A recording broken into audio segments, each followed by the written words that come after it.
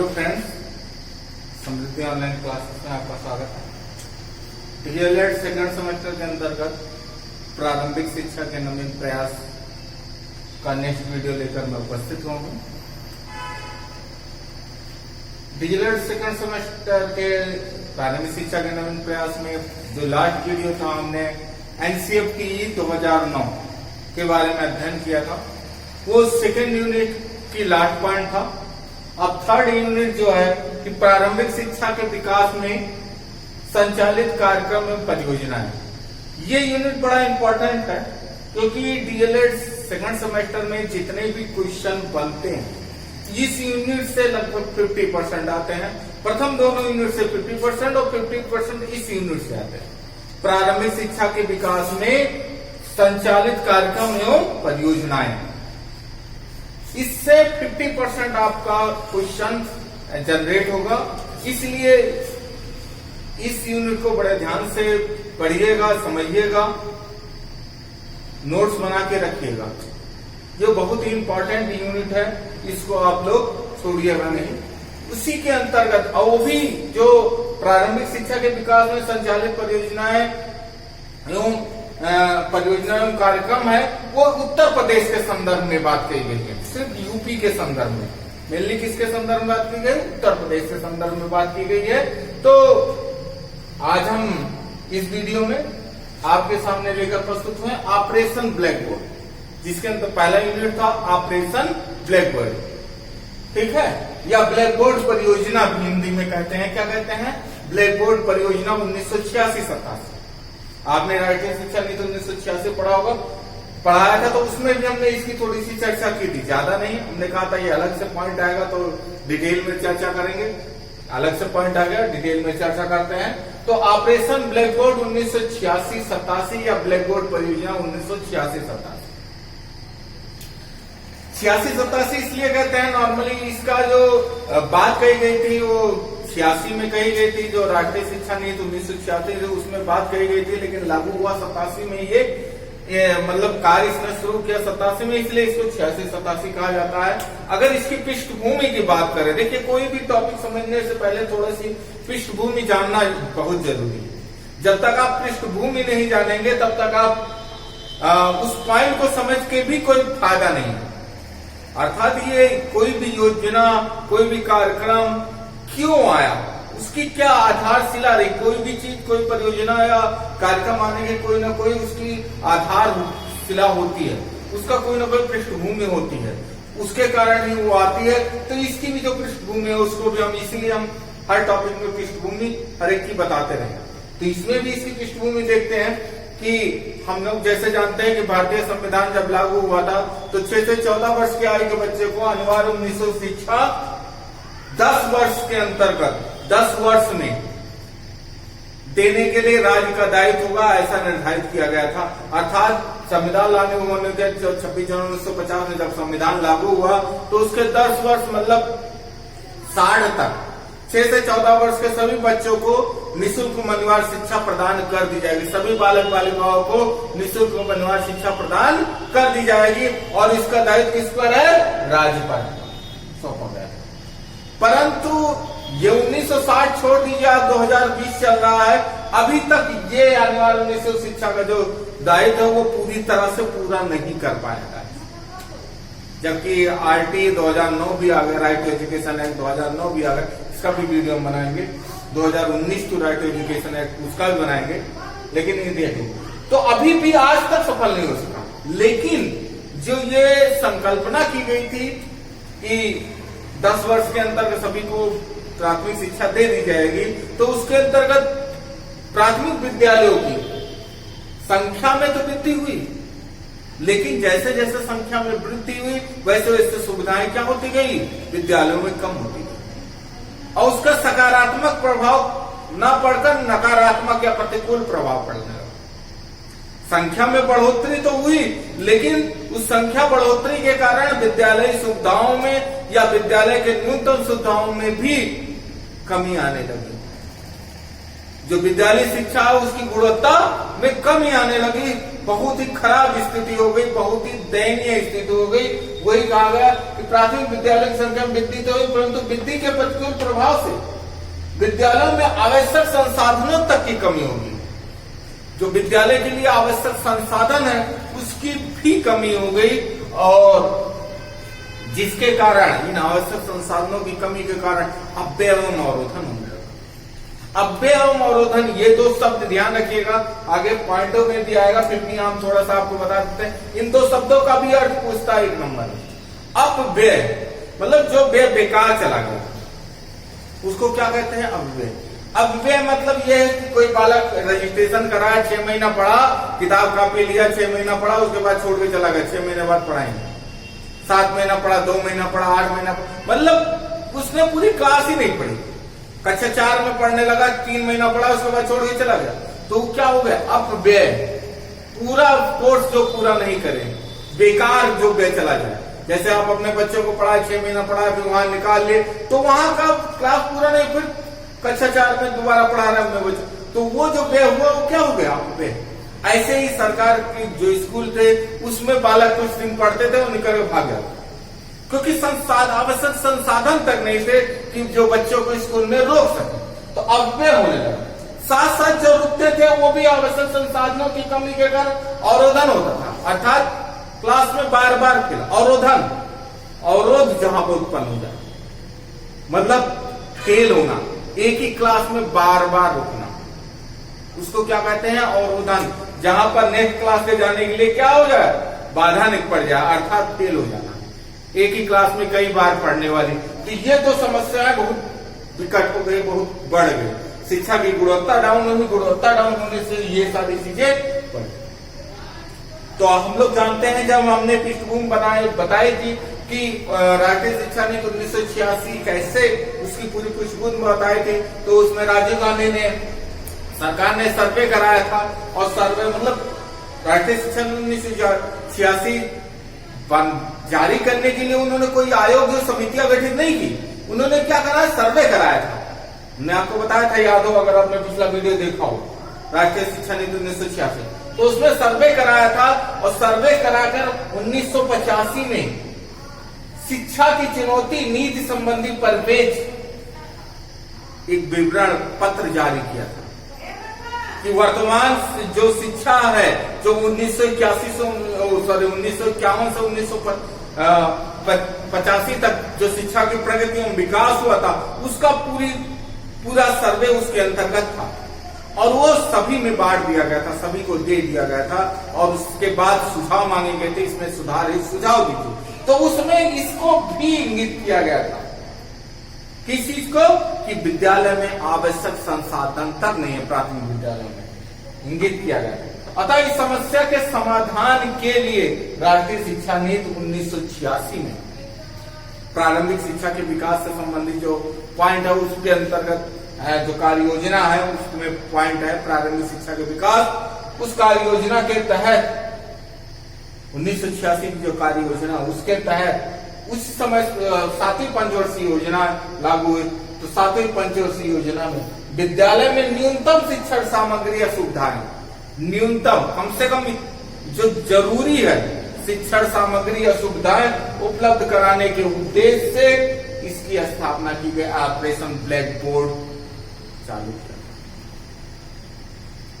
इसने अपना कार्य जो है 87 से प्रारंभ किया। ऑपरेशन ब्लैक बोर्ड 1986 चालू। नॉर्मली ऑपरेशन ब्लैक बोर्ड कब शुरू हुआ? अगर क्वेश्चन आता है तो 1987 आप डालिएगा, अगर ऑप्शन में 87 नहीं है तब 86 लगाइएगा, और 86-87 दोनों है तो 87, क्योंकि प्रारंभ हुआ उसका काम तो 87 से। हाँ, बात कही गई थी कार्य योजना 1986 में, लेकिन इसने जो लागू हुआ वो 87 से लागू हुआ, इसलिए 86 कहा जाता है। दोनों हो तो 87 लगाइएगा, और दोनों में से दोनों एक ही हो तो आप देख लीजिए, 86 हो तो 86 और 87 हो तो 87, आप आंसर में टिक कीजिए। अब इसकी देखते हैं, इसके न्यूनतम जो सुविधाएं वो क्या क्या उपलब्ध कराएंगे।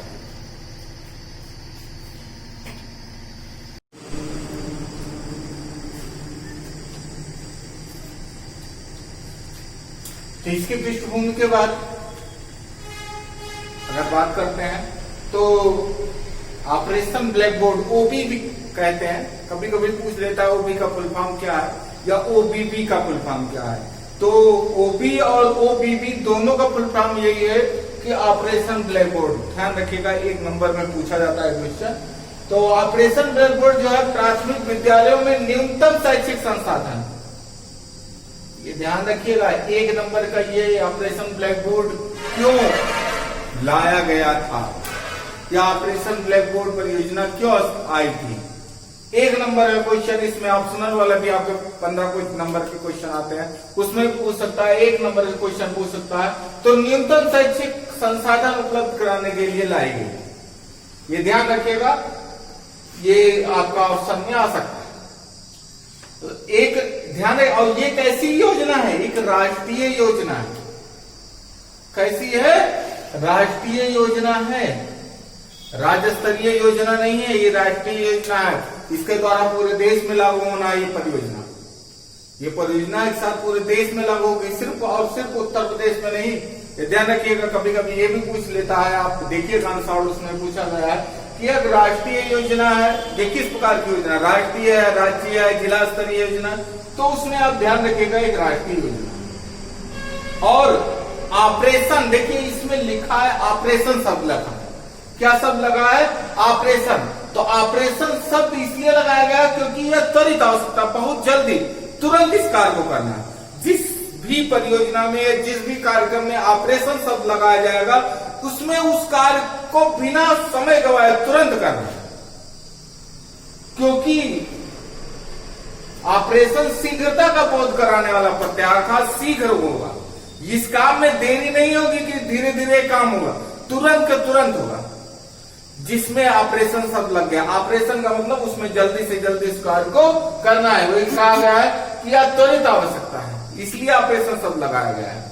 और ऑपरेशन शीघ्रता का बोध कराने वाला प्रत्यय होता है। इसके अंतर्गत 6 बिंदुओं के रूप में न्यूनतम आवश्यक सामग्री उपलब्ध कराई गई थी। अगर 2 नंबर में पूछता है तो आप ये डिटेल में लिखिएगा। अगर 1 नंबर में पूछता है क्या क्या न्यूनतम सामग्री उपलब्ध कराई गई थी, तो ध्यान रखिएगा कि 2 कमरे, मिनिमम 2 कमरे विद बरामदा, बरामदे सहित कम से कम 2 कमरे जो हर मौसम में प्रयोग हो सके। ध्यान रखिएगा, हर मौसम में प्रयोग हो सके, चाहे गर्मी हो, चाहे सर्दी हो, चाहे बरसात हो, सब में।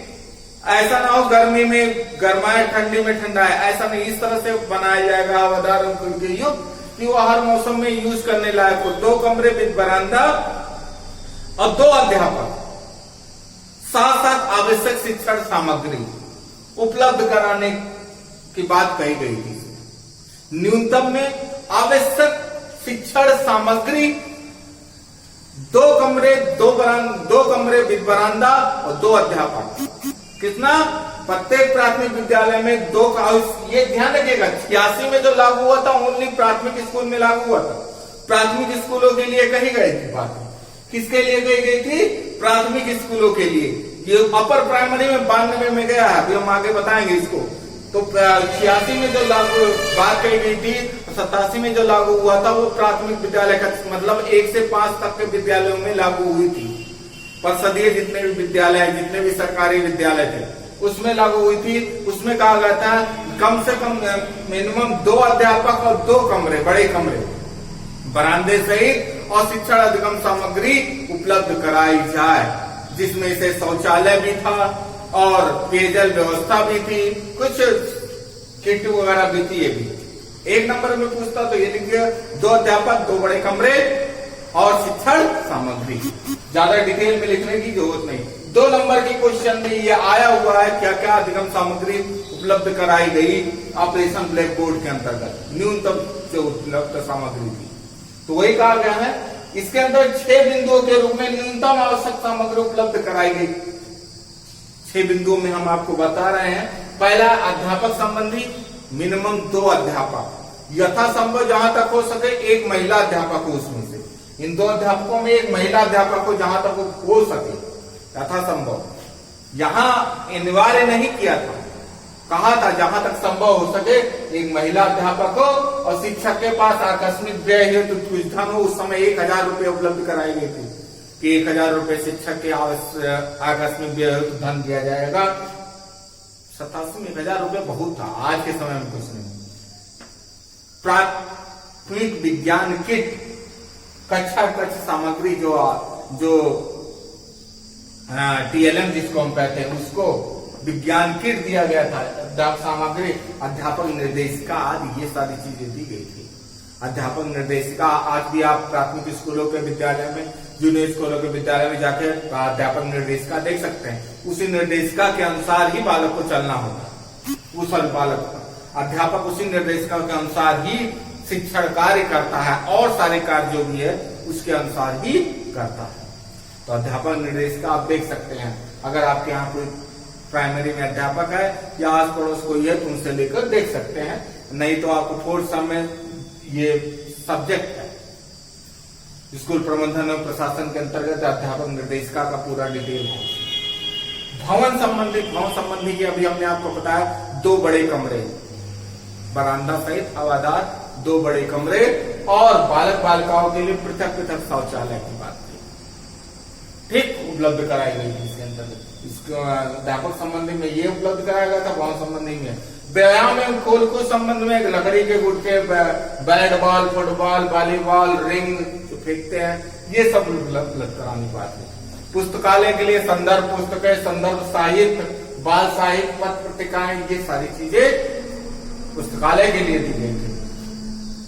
यंत्र एवं उपकरण जौहर थे, ढोलक, तबला, हारमोनियम, मजीरा, वाद्य यंत्र, लघु औजार की, ये सारे सामान भी दिए गए थे। क्या था, क्यों दिए गए थे? स्कूल को मनोरंजन का साधन, विद्यालय को मनोरंजन का साधन या पढ़ाई को मनोरंजन का साधन बनाने के लिए, जिससे बालक आकर्षित हो, इसके लिए सारी चीजें दी गई थी। आगे बात करते हैं।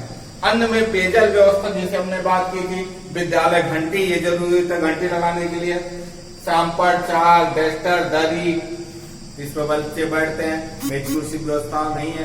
अब हुए जाके उत्तर प्रदेश में लागू की गई है मेज कुर्सी, कूड़ादान, मेज, अलमारी, फर्नीचर, ये सारी चीजें की बात करिए। इतनी चीजें उपलब्ध कराई गई थी ऑपरेशन ब्लैक बोर्ड के अंदर। ऑपरेशन ब्लैक बोर्ड की बात करें तो उसमें सिर्फ ब्लैक बोर्ड उपलब्ध कराना नहीं, ब्लैक बोर्ड से तात्पर्य यह है कि ब्लैक बोर्ड एक सिंबल शब्द लिया गया, उसके अंतर्गत जो ब्लैक बोर्ड तक आने के लिए जितनी सुविधाएं होनी चाहिए वो सारी सुविधाएं उपलब्ध कराए। बालक को ब्लैक बोर्ड तक लाने के लिए, शिक्षक को ब्लैक बोर्ड पर खड़ा करने के लिए जितनी सुविधाएं होनी चाहिए कम से कम उतनी सुविधाएं उपलब्ध कराने की बात इसमें कही गई थी। तो ये इतनी सारी सुविधाएं उपलब्ध कराने की बात कही गई थी। ये पूछा गया है कौन कौन से उपलब्ध साधन, 2 नंबर के क्वेश्चन आपके डीएलएड में आया हुआ है, तो आप देख सकते हैं आंसर में इसमें आया हुआ था। अब हम आगे बात करते हैं इसकी क्या क्या विशेषता है।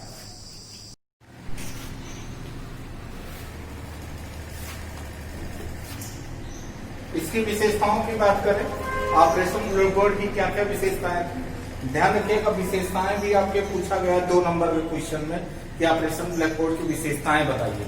तो उसमें थोड़ी सी आपको हल्की सी कि ऑपरेशन ब्लैक बोर्ड है क्या, पृष्ठभूमि इसकी बतानी है, उसके बाद विशेषताएं बतानी है। इसलिए विशेषताओं को ध्यान दीजिएगा कि विद्यालय एवं कक्षा कक्ष को आकर्षक बनाया गया। इसके द्वारा इसकी प्रथम विशेषता यह है कि विद्यालय एवं कक्षा कक्ष को क्या करा गया, आकर्षक बनाया गया, क्योंकि विभिन्न प्रकार के शिक्षण अधिगम सामग्रियां उपलब्ध कराई गई, कमरे बनवाए गए तथा खेल और सारी चीजें उपलब्ध कराई गई, जिससे कक्षा कक्ष क्या हो गया, आकर्षक बनाया गया। बालक, हमने बताया ना, विद्यालय बालक के लिए मनोरंजन स्थान के रूप में विकसित करना। ये शिक्षण अधिगम सामग्रियां, वाद्य यंत्र, औजार, खेल कूद के सामान, ये इसलिए न्यूनतम अधिगम सामग्री के रूप में उपलब्ध कराया गया कि बालक में अव्यवरोधन की जो विकट समस्या उत्पन्न हो गई थी वो खत्म, और बालक स्कूल में आकर्षित हो। आकर्षित कैसे होंगे, जब बालक को लगेगा स्कूल जाके तो हमें बड़ा मजा आता है, बड़ा मनोरंजन का साधन मिलता है, खेलने कूदने को मिलता है, तो वही चीज का मनोरंजन स्थान के रूप में विकसित किया। क्योंकि खेलने कूदने के साथ साथ उनको अगर पढ़ाते भी रहेंगे तो अच्छे से पढ़ भी पाएंगे, उनको समझ में भी आएगा, तो उस रूप में विकसित करना। साथ साथ ये भी था जो प्रत्येक चीजें दी जा रही थी वही कर प्रत्येक मद की गुणवत्ता बनाए रखो। मद मतलब प्रत्येक, हमने 6 मद बताया, 6 मदों के अंतर्गत विभिन्न प्रकार की सामग्रियां उपलब्ध कराई गई ऑपरेशन ब्लैक बोर्ड के अंतर्गत प्रत्येक प्राथमिक विद्यालय में। तो वही प्रत्येक मद की गुणवत्ता बनाए रखने के उद्देश्य से कि प्रत्येक मद में गुणवत्ता बनी रहे, उसमें घटिया क्वालिटी ना आए, आपूर्ति किए जाने वाले प्रत्येक मद का मानक निर्धारित किया गया था कि जो भी चीज दी जाएगी, अगर सैंपल दिया जाएगा, पुस्तकें रहेंगी, मेज कुर्सी रहेगी, पेयजल व्यवस्था रहेगा, तो इसी मानक के अंतर्गत होगा। तो मानक एवं विशेषताएं निर्धारित कर दी गई कि इसमें ये पेयजल रहेगा तो इसमें ये विशेषताएं होनी चाहिए, ये इस मानक से कम पेयजल व्यवस्था नहीं होनी चाहिए, सैंपल होगा तो इस मानक से कम नहीं होगा, ये विशेषताएं इसमें होनी चाहिए। तो वो पहले से निर्धारित कर दी गई थी जिससे गुणवत्तापूर्ण चीजें उपलब्ध कराई जा सके। ऐसा ना हो कि हमने ऑपरेशन ब्लैक बोर्ड चला दिया और घटिया चीजें उपलब्ध करा दी और वो जल्दी से जल्दी खराब हो गई। तो इसलिए साथ साथ बाल केंद्रित क्रियाकलाप आधारित शिक्षण नीतियों को अपनाकर शिक्षा की गुणवत्ता को प्रोत्साहन पर बल दिया गया। बाल केंद्रित, बालक जैसा चाहता वैसा पढ़ाओ, इसीलिए तो मनोरंजन स्थान और कक्षा कक्ष को आकर्षक बनाने का काम किया गया कि बाल केंद्रित एवं क्रियाकलापों के आधार पर करके सिखाने के आधार पर कर ऐसी आधारित शिक्षण नीतियां, ऐसे शिक्षण विधियों को अपनाकर शिक्षा की गुणवत्ता को प्रोत्साहन पर इसमें बल दिया गया। साथ साथ अध्ययन अध्यापन प्रक्रिया के लिए न्यूनतम मदों पर ध्यान रखा गया था कि अध्ययन अध्यापन प्रक्रिया के लिए जो न्यूनतम मद है उसमें कमी ना आने पाए, कि कम से कम जितनी जरूरतें हैं उतना जरूरतें पूरी हो पाए प्रत्येक विद्यालय, तो उसमें कमी ना पाए। ये इतना इसकी विशेषताएं थी, मुख्यतः ये विशेषताएं थी। अब बात करें ऑपरेशन ब्लैक बोर्ड में संशोधन 1992। ऑपरेशन ब्लैक बोर्ड के अंतर्गत 1992 में संशोधन हुआ। इसकी कार्य योजना 1992 जो आया ऑपरेशन ब्लैक बोर्ड की कार्य योजना, राष्ट्रीय शिक्षा नीति 1986 या संशोधित राष्ट्रीय शिक्षा नीति 1986/1992, उसकी जो कार्य योजना 1992 में आई, क्योंकि राष्ट्रीय शिक्षा नीति 1986 ही कहा जाता है, उसको 92 को राष्ट्रीय शिक्षा नीति 1992 नहीं कहा जाता, संशोधित राष्ट्रीय शिक्षा नीति 1992 को 1986 कहा जाता है। उसको 1986 ब्रैकेट में 1992 हम लिखते हैं, क्योंकि 1992 में वो संशोधित हुई थी, नहीं आई थी, उसी में थोड़ा संशोधन किया गया। तो लेकिन कार्य योजना 1986 कहा जाता है, कार्य योजना 1992 कहा जाता है। तो 1992 के कार्य योजना में निम्नलिखित परिवर्तन किए गए थे। जो ऑपरेशन ब्लैक बोर्ड था उसमें ये परिवर्तन किए गए थे, ये ध्यान रखिएगा कौन कौन से परिवर्तन है। मुख्यतः वही जो परिवर्तन की ब्लैक बोर्ड योजना का विस्तार किया गया था, विस्तार करके 2 शिक्षक 2 कमरे जो बात हुई थी, यहाँ 3 बड़े कमरे और 3 शिक्षक की बात कही गई। वहां 2 शिक्षक 2 कमरे, यहाँ 3 शिक्षक 3 कमरे की बात कही गई थी। और यहाँ हमने कहा कि प्राथमिक के साथ साथ यहाँ पर उच्च कक्षाओं में भी लागू किया गया। हमने अभी पहले बताया, ध्यान रखिएगा, ऑपरेशन ब्लैक बोर्ड में 1992 के कार्य योजना संशोधन में ही प्राथमिक से उच्च में लागू किया गया था। ये एक ऐसा पॉइंट है जो पूछा जाता है कि किस कक्षाओं में था ऑपरेशन ब्लैक बोर्ड, किस प्राथमिक कक्षाओं के लिए था, उच्च प्राथमिक के लिए था, दोनों के लिए था, इसमें से कोई नहीं। तो इस तरह से मैक्सिमम दोनों लगा देते, प्राथमिक उच्च प्राथमिक दोनों। 1986 में अगर पूछता है 86-87 में तो सिर्फ प्राथमिक लगाइएगा। अगर 92 के बाद पूछता है तो क्योंकि 92 में ये उच्च कक्षाओं में विस्तारित किया गया, पहले प्राथमिक में था। ये एक क्वेश्चन बहुत इंपॉर्टेंट क्वेश्चन है, बनता बहुत है। साथ साथ उसमें जैसे कहा गया था कि 2 शिक्षकों में से एक महिला जहां तक संभव हो, यहां पर अनिवार्य कर दिया गया कि भविष्य में जितनी भी नियुक्तियां हो उसमें 50% महिला हो। भविष्य में 50% महिला अध्यापक की नियुक्ति, किसके? महिला अध्यापक की नियुक्ति। इसीलिए देखिए अभी तक पीछे तक जो भर्तियां हुई हैं 72,825 में, वहां 50% महिलाओं का रिजर्वेशन रहा।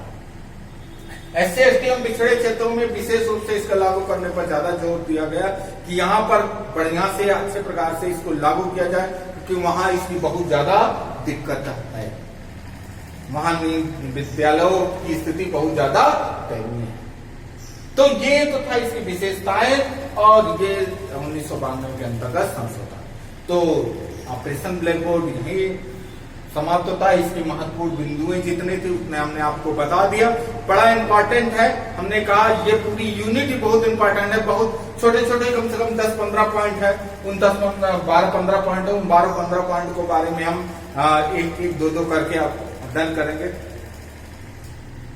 पीमोस्ट SOPP नेक्स्ट में हम अध्ययन करेंगे क्या है, इसमें डिस्कस नहीं करके उसमें बताएंगे, 2 पॉइंट उसमें की कवर हो जाएंगे, इसी से थोड़ी सी रिलेटेड ही है वो भी। तो उम्मीद करते हैं कि ऑपरेशन ब्लैक बोर्ड आपको समझ में आया, लाइक करिए, शेयर करिए, कमेंट करिए और इसको अपने नोट्स में बना के रखिए।